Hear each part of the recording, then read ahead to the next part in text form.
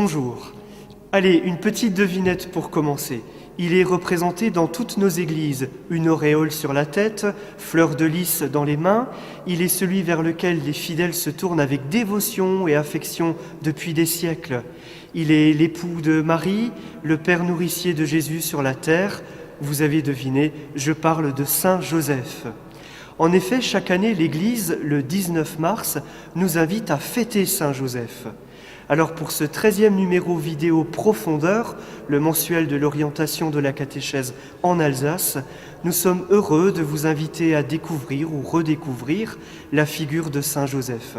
Et pour cela, nous vous accueillons en l'église du même nom à Colmar, dans le département du Haut-Rhin.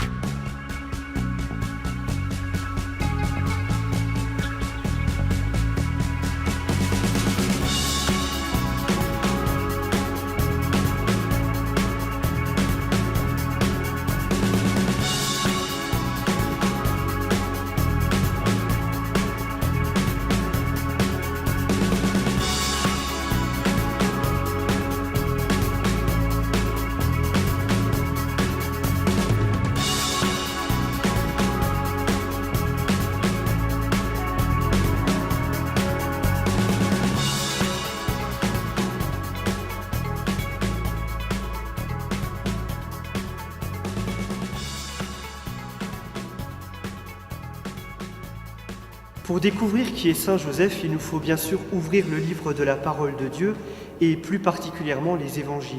Cependant, aucun évangéliste ne rapporte des paroles prononcées par Saint Joseph. Les évangélistes Matthieu et Luc, dans les généalogies du Christ, nous rapportent que Joseph est un descendant de David. L'évangéliste Matthieu nous parle de Joseph, un homme juste, époux de Marie, charpentier. L'ange vient le trouver et lui demande, alors que Marie est enceinte, de prendre chez lui Marie sans crainte. Un peu plus tard, l'ange à nouveau lui demande de fuir en Égypte avec Marie et l'enfant Jésus.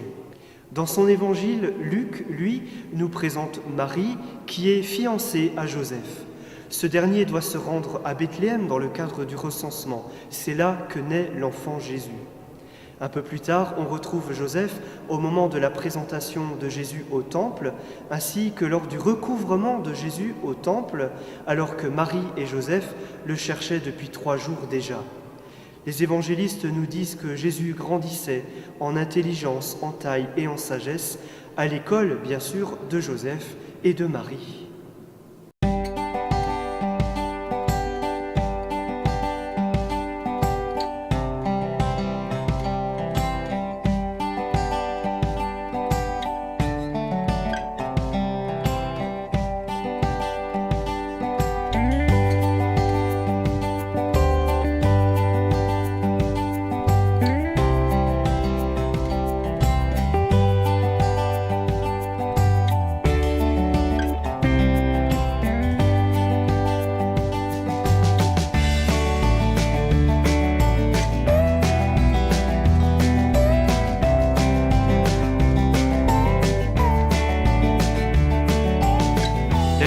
De la messe du 19 mars, dans la prière d'ouverture, nous présente Saint Joseph comme celui qui a reçu de la part de Dieu la garde des mystères du salut.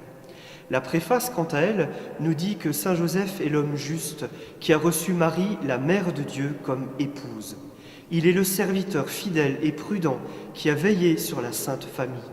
Il est aussi celui qui a pris soin de Jésus, le Fils de Dieu, conçu par la puissance de l'Esprit Saint.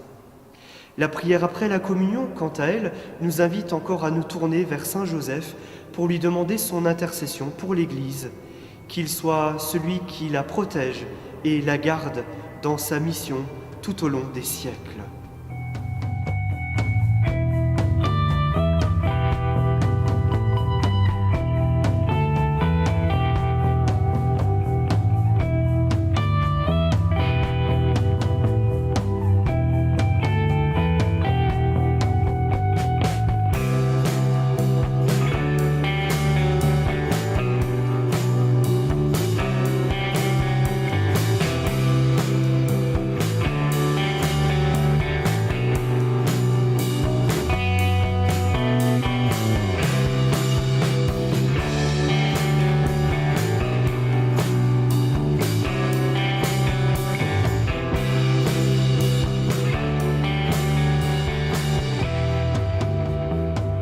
Saint Joseph est le patron du Canada depuis le XVIIe siècle.